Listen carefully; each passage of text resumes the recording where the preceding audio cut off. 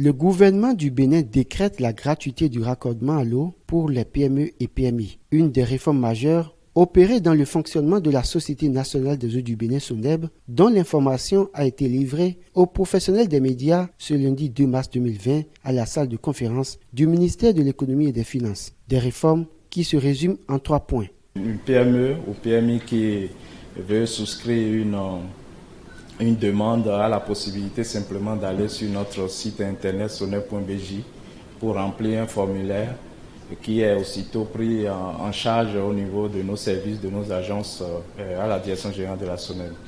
Un deuxième point de cette réforme que nous avons opérée, c'est justement la réduction du délai d'intervention pour donner satisfaction à ces PME.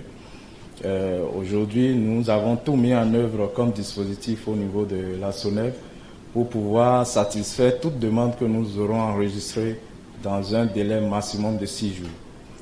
Et un troisième point de ces réformes, c'est justement la gratuité de ce branchement initial qui est désormais rendu effective pour les PME et les PMI.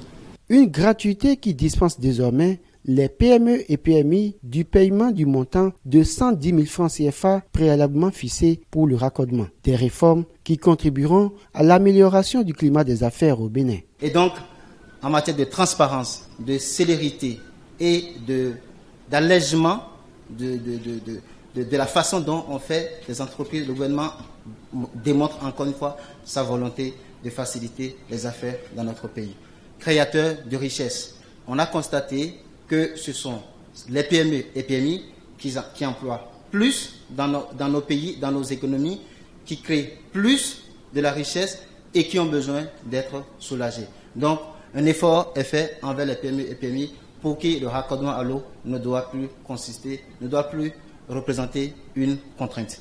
Une facilité donc accordée aux promoteurs d'entreprises PME et PMI et qui certainement contribuera à la création d'emplois pour résorber le chômage des jeunes et va favoriser un bon positionnement du Bénin dans le prochain rapport Doing Business.